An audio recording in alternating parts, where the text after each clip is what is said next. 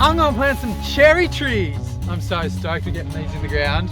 I'm going away in 3 days, so I want to get as much food in the ground as possible to grow while I'm gone. And there's 3 categories I want to plant.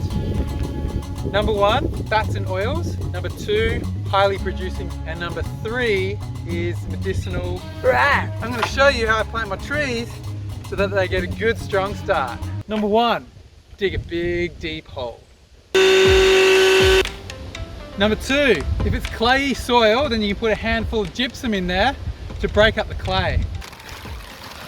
You want to mix the gypsum around, but you don't want any of it to touch the roots of the plants. So all around the edges, you want to get rid of that as well. So just mix the clay with the gypsum in there, and then we go on to step 3. Step 3, put a bucket load of kitchen scraps in the hole. If you've got any fish frames or any animal products, that would go really well in there as well. This is like the slow release fertilizer. And now, step 4. Step 4 is putting the whole bag of horse poo on top of the kitchen scraps or the fish frames. Lovely. Number 5 is get a wheelbarrow load of free draining garden mix. If you've got some mushroom compost that's already composted with some black sandy topsoil mixed in, then that'll work a treat. I don't have the time for that, so I just got some from the local landscape suppliers. Yeah. And then plant your tree. I've also made sure that the mound around the tree has a bit of a dip in it. So then when the rain falls, it hits the mound and then the water flows towards the stem of the plant and then down to the roots. Instead of it being like a hill and then the rain and the water hits the top of the hill and then runs off and then also takes soil with it. This way we can catch a bit of water around the stem of the plant, and we also can make sure that the roots are being covered by the soil.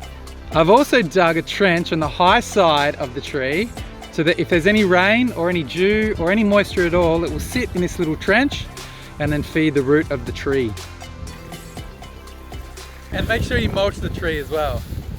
If you've got some great tips on how to plant fruit and nut trees, please leave them in the comments. That'd be so good. So then I can learn from them, and then other people can read and learn from them, and we can all benefit from your knowledge. So thank you so much. If you've got some ideas, leave them in the comments. It's the next morning and I've got a few more trees in the ground. As I mentioned in my last video, I'm going traveling. So this is what I'm doing in terms of getting food in the ground before I go. And these are the trees which I personally think are the best ones to get in. The first ones I think to get in should be the bulk producing, the ones that are going to produce the most food. One of the bulk foods that I've just planted is an orange. I think oranges are going to produce a lot of food. And it's also good when you're planting oranges to get 2 varieties of oranges. Oranges that are going to fruit earlier in the season and oranges that are going to fruit later in the season. So then you get a longer period of eating oranges. The other bulk foods that I've got are bananas,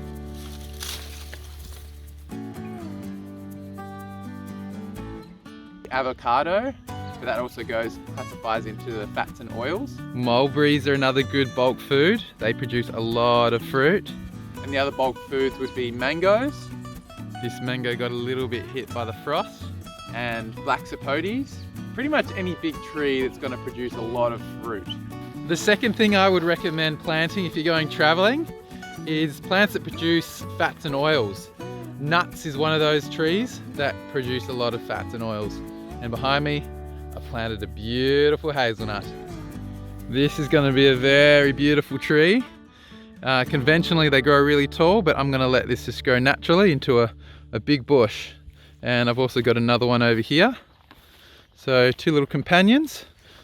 I've also got macadamia that I planted.